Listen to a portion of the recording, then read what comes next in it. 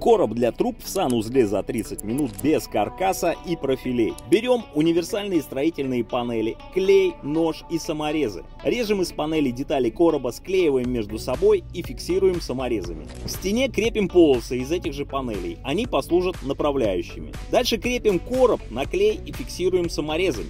После высыхания клея саморезы можно выкрутить. Полчаса времени, и ваш красивый, полностью гидроизолированный, прочный, а самое главное, ремонтно пригодный короб готов.